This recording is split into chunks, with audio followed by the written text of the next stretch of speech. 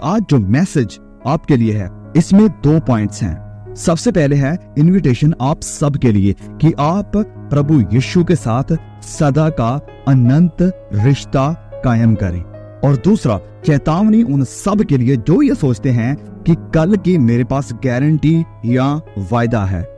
सबसे पहले बात करते हैं खुदा के इनविटेशन की। यशाया 55 वर्स 6 to 7 लिखा है, जब तक यहोवा मिल सकता है तब तक उसकी खोज में रहो, जब तक वह निकट है तब तक उसे पुकारो। दुष्ट अपनी चाल चलन और अनर्थकारी अपने सोच विचार छोड़कर यहोवा ही की ओर फेरे, वह उस पर दया करेगा, वह हमारे परमेश्वर की ओर फेरे और वह पूरी रीति से उसको क्षमा करेगा। तो सबसे पहली बात कि कोई परमेश्वर को कैसे खोज सकता है, कैसे खोजे, तो सबसे पहली बात है परमेश्वर को बुलाना। हर एक इंसान जिम्मेदार है अपने व्यक्तिगत जिंदगी के लिए कि वह परमेश्वर के साथ या यीशु के साथ संबंध या रिश्ता बनाता है या नहीं, क्योंकि खुदावंद यीशु मसीह ही अकेला और एकमात्र मीडिएटर या बिचवई है परमेश्वर और इंसानों के बीच में। आपके माँ बाप, आपके रिश्तेदार या आपके पास्टर आपके लिए ये नहीं कर सकते हैं। इससे पर्सनल रिलेशनशिप, ये एक व्यक्तिगत रिश्ता या मैटर है। जब न्याय होगा तो हमारी जिंदगियों को ग्रुप के अनुसार या ग्रुप में बांटा या इनको रिव्यू या इनका न्याय नहीं किया जाएगा। आपके सामने एक न्याय का क़यामत का दिन आ रहा है जो कि बहुत ही तेजी से आ रहा है आपकी तरफ, हम सब की तरफ। जब आप उस खुदा के सामने खड़े होंगे जिसने आकाश और पृथ्वी को बनाया है, जो कि अल्फा और ओमेगा है, जो आदि और अंत है। आप उसके सामने खड़े होंगे और वह पवित्र है, वह धर्मी है और वह सच्चा न्याय है। उसके अंदर किसी भी तरह की करप्शन नहीं है और आपको अकेले ही इंडिविजुअली, व्यक्तिगत रूप में अपना हिसाब किताब इस खुदा को देना होगा।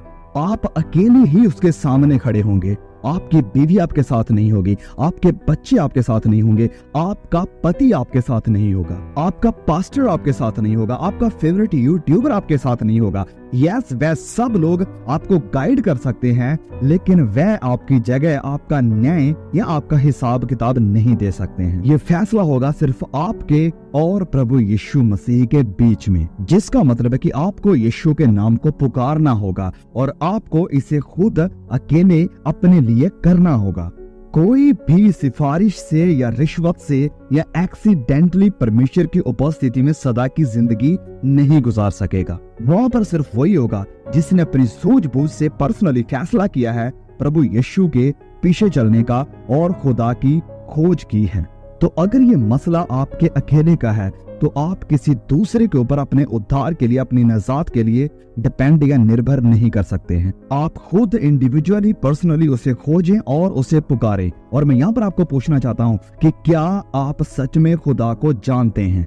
क्या आप खुद नए सिरे से पैदा हुए हैं, या आप अपने हस्बैंड के ऊपर, अपनी वाइफ के ऊपर डिपेंड है कि हाँ उनका रिश्ता है इसलिए मैं भी परमेश्वर के साथ सदा की जिंदगी गुजारूंगा। और अगर आपका केस ये है तो आई प्लीड यू, प्लीज आज ही वक्त निकालें, वक्त बनाएं और प्रभु यीशु को पुकारें, उसकी तरफ मुड़े। ये आपके और उस जज के बीच का मसला है। आप अपने घर को ऑर्डर में लेकर आएं, अपनी जिंदगी को, अपनी नजात को ऑर्डर में लेकर आएं। आपके ऊपर डिपेंड करता है कि आप किस तरफ जाना चाहते हैं, क्योंकि आपके पास वक्त बहुत ही कम है, या हम कह सकते हैं नहीं है। अब इसी पल, इसी वक्त अगर आप स्टेप इन करें या कदम रखें अनंत जिंदगी में, तो क्या आप जानते हैं कि ये अनंत जिंदगी आप कहां गुजारेंगे? परमेश्वर की उपस्थिति में या उसकी उपस्थिति से दूर?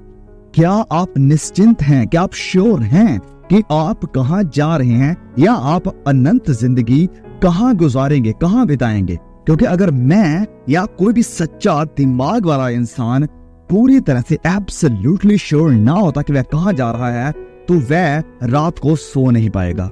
आप इस डिसीजन को ऐसे ही नजरअंदाज नहीं कर सकते हैं, ये छोड़ नहीं सकते हैं। परमेश्वर का वचन आपको पुकार पुकार कर कह रहा है कि जब तक यहोवा मिल सकता है तब तक उसकी खोज में रहो, जब तक वह निकट है तब तक उसे पुकारो। दुष्ट अपनी चाल चलन और अनर्थकारी अपने सोच विचार छोड़कर यहोवा ही की ओर फेरे, वह उस पर दया करेगा, वह हमारे परमेश्वर की ओर फेरे और वह पूरी रीति से पूरी तरह से उसको क्षमा या उसको माफ करेगा। परमेश्वर आपके ऊपर दया करेगा और आपको पूरी रीति से, पूरी तरह से क्षमा या माफ करेगा।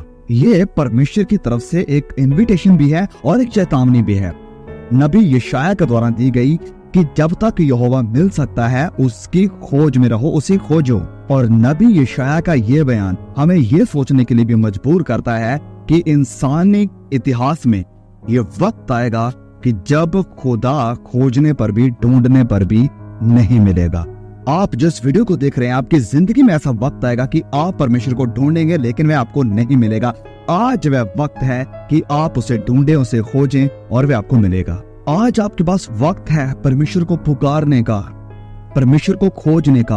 परमेश्वर को खोजना या परमेश्वर को पुकारना मतलब अपनी इच्छा से, अपनी सूझबूझ से परमेश्वर को चाहना, वक्त निकालना परमेश्वर की उपस्थिति में बैठने के लिए, परमेश्वर के वचनों को जानना, परमेश्वर के वचनों का अध्ययन करना, परमेश्वर की इच्छा को और परमेश्वर के स्वभाव को समझने के लिए, जानने के लिए। और इसके साथ साथ दुष्ट रास्तों और दुष्ट आदतों की तरफ से अपना मुंह मोड़ना। इसका मतलब यह है सिंपली कि उन सब चीजों से नफरत करना जिनसे परमेश्वर नफरत करते हैं, उन सब चीजों को त्याग देना जिनसे परमेश्वर ने कहा है कि ये काम मत करो।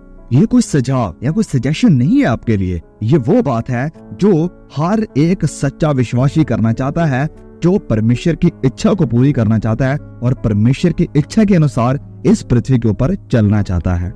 क्या आपकी जिंदगी में कोई ऐसा गुप्त, कोई सीक्रेट पाप है जिसके बारे में कोई नहीं जानता है सिवाय आपके, जिसके साथ आप लंबे समय से रह रहे हैं और जिसकी आपको लत लग चुकी है, जिसकी आपको आदत पड़ चुकी है? मैं आपसे ये सवाल पूछना चाहता हूं कि क्या ये सीक्रेट पाप आपके लिए इतना ज्यादा कीमती है? क्या ये आपके लिए इतना ज्यादा कीमती है कि आप इसके लिए प्रभु यीशु को भी खो देना चाहते हैं, कि आप इसके लिए हमेशा की जिंदगी को भी खो देना चाहते हैं? मेरे प्रियो, जब तक यहोवा मिल सकता है तब तक उसकी खोज में रहो। स्वर्ग के दरवाजे खुले हुए हैं आज आपके लिए, आप परमेश्वर को खोज सकते हैं। पुराने नियम में जब हम देखते हैं तो साल में सिर्फ एक ही बार जो हाई प्रीस्ट होता था, जो याजक होता था, वो अति पवित्र स्थान में जा सकता था।